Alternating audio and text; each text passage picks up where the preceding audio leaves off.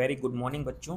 आज का जो हमारा लेक्चर है जिसमें हम बहुत ही एक स्पेसिफिक टॉपिक का डिस्कशन करने वाले हैं जो एग्ज़ाम पॉइंट ऑफ व्यू से बहुत ही इंपॉर्टेंट है। तो आज का जो हमारा एक छोटा सा टॉपिक है वो एवोल्यूशन चैप्टर से लिया गया है। एक तो फाउंडर इफेक्ट होता है और दूसरा है हमारा बॉटल नेक इफेक्ट। बेसिकली फाउंडर इफेक्ट के बारे में एनसीईआरटी में एक पॉइंट दिया गया है, लेकिन साथ में वो बॉटल नेक इफेक्ट के बारे में भी पूछता है। तो देखो दोनों जो है ना वो एग्जाम्पल होते हैं जेनेटिक ड्रिफ्ट के। और आइए इसमें हम एक डायग्राम के थ्रू यहाँ पे समझने की कोशिश करते हैं। देखो सबसे पहले हम बताएंगे फाउंडर इफेक्ट के बारे में।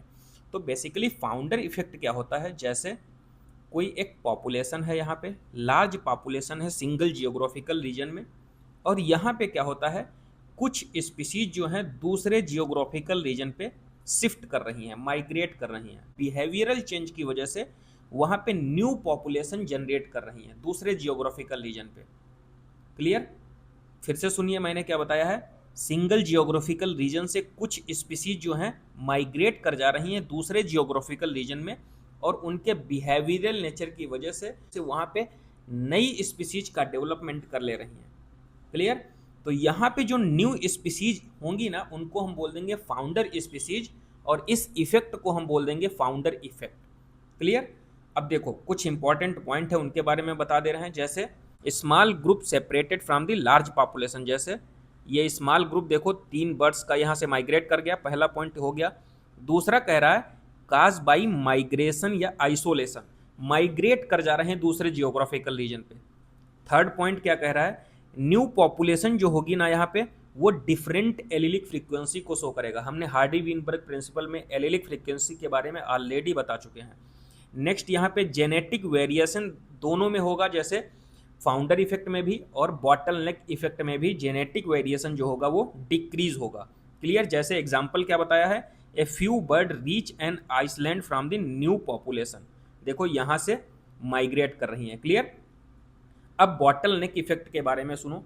बॉटल नेक इफेक्ट बेसिकली क्या कह रहा है यहाँ पे कि डाइजेस्टर की वजह से जैसे कोई आपदा आ जा रही है, तो वहाँ पे जैसे यहाँ पे एक लार्ज पॉपुलेशन रह रही है किसी जियोग्राफिकल रीजन में, और यहाँ पे कुछ भी सपोज दैट बाढ़ आ गई, ठीक है, और बाढ़ आने की वजह से क्या हुआ यहाँ पर से जैसे ये ओवरऑल जैसे 100 डियर हैं यहाँ पे, और इसमें से 70 डियर खत्म हो गए।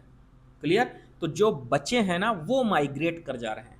देखो क्या कह रहा है, when a large population is suddenly reduce to a very small size due to disaster, मतलब कि सिंगल जियोग्राफिकल रीजन है उसमें 100 डियर रहते थे, ठीक है, उसमें से सपोज दैट बाढ़ आ गई, कोई ऐसी आपदा आ गई, उसकी वजह से 70 यहाँ पे ख़त्म हो गए।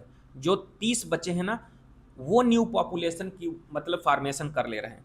तो देखो इसमें पॉइंट क्या लिखे, large population is suddenly reduce हो रही है किसी भी वजह से। दूसरा पॉइंट, नेचुरल क्लाइमेटिक कंडीशन हो सकती है, डिजीज हो सकती है, हंटिंग हो सकती है, जिसकी वजह से रिड्यूस हो रही पॉपुलेशन।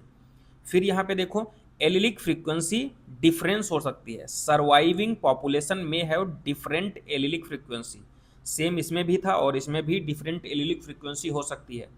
जेनेटिक वेरिएशन डिक्रीज करेगा दोनों में, फाउंडर इफेक्ट में भी और बॉटल नेक इफेक्ट में भी। एग्जाम्पल क्या, a flood reduce deer population only few survive. यार तो ये कुछ इसमें डिफरेंसेस हैं, तो इनको आप लोग देख सकते हैं।